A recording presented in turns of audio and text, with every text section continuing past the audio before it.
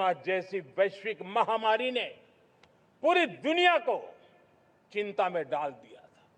सारी व्यवस्थाएं चरमरा गई थी। कोरोना से बाहर निकले, युद्ध की विभीषा की खबरें आने लगी। कहीं यूक्रेन तो कहीं पश्चिम एशिया, हर जगह पे तनाव का माहौल। और पता नहीं भविष्यवेत्ताओं ने तो न जाने क्या क्या घोषणाएं कर दी थी।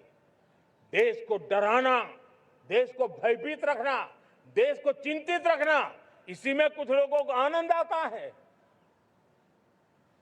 वैक्सीन नहीं मिलेगी, कोविड में लोग बचेंगे नहीं, कुछ भी नहीं होने वाला। वेस्ट एशिया का क्राइसिस आया, पेट्रोल पंप पे पेट्रोल नहीं मिलेगा, गैस नहीं मिलेगा, डीजल नहीं मिलेगा, फर्टिलाइजर नहीं मिलेगा। सारी दुनिया भर की अफवाहें फैला करके भारत के लोगों को भयभीत करने का, डराने का, चिंता के अंदर डुबो देने का कुछ लोगों को आनंद आ रहा था। लेकिन देश ने देख लिया कि पिछले 10-12 साल की सुविचारित योजनाएं रंग ला रही है और हम इतने बड़े संकट के बावजूद भी नागरिक देवो भव के मंत्र को लेकर के जीते हुए भारत ने जो तैयारियां की थी, एक के बाद एक कदम उठाया था। सोचा नहीं था कि संकट आएगा, लेकिन उस संकट के समय में ये सारी चीजें काम आ गई और आज देश में गैस भी है, पेट्रोल भी है, यूरिया भी है। हम अपनी ताकत के ऊपर खड़े हो रहे, चल रहे। मेरे प्यारे देशवासियों, दुनिया के इन संकटों का प्रभाव हर किसी पर हुआ, हम भी अछूते नहीं है।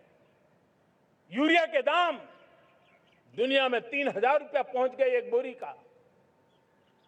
आज भी हम मेरे देश के किसानों को वो बोझ सहने के लिए मजबूर नहीं कर रहे। सरकार अपने कंधों पर वो बोझ उठा रहा है और दुनिया से जो 3,000 रुपया में यूरिया का बोरा हमें मिलता है, वो हमारे किसानों को हम सिर्फ 300 रुपये में दे पाते हैं। इतना ही नहीं, डीएपी आज दुनिया में बाजार 5,000 पहुंच चुका है। लेकिन मेरे देश के किसानों को दिक्कत ना हो, इसलिए 1,350 रुपये में आज भी डीएपी देने का काम हम कर रहे हैं। मेरे प्यारे देशवासियों, एक समय था जब मैं आत्मनिर्भरता की बात कर रहा था तो कुछ लोग एयर कंडीशन चैम्बर में बैठ करके सोचने वाले लोग हमें बता रहे थे ग्लोबलाइजेशन का क्या होगा। लेकिन दुनिया देख रही है कि पिछले एक दशक में ऐसा लग रहा है कि दुनिया ने ग्लोबलाइजेशन बोलना ही बंद कर दिया है। जहां से ग्लोबलाइजेशन की आवाज आती थी वो बंद सुनाई नहीं देती है। दुनिया का हर देश अपनी अपनी संभालों के मिजाज की तरफ गया है। लेकिन दुर्भाग्य से इस संकट के कालखंड में कुछ लोगों ने अपना रुतबा दिखाने के लिए संसाधनों को वेपनाइज करने का खेल खेला है। दुनिया अपने पास जो कुछ भी है उसको वेपनाइज करने में लगी है।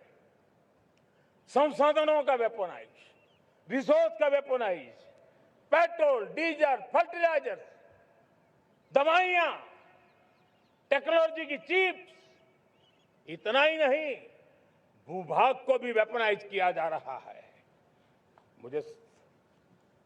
और ऐसे समय अगर हम आत्मनिर्भरता मंत्र को लेकर 10 साल सही दिशा में न चले होते तो हम कल्पना कर सकते हैं कि ऐसी चुनौतियों का मजबूती से मुकाबला कैसे करते।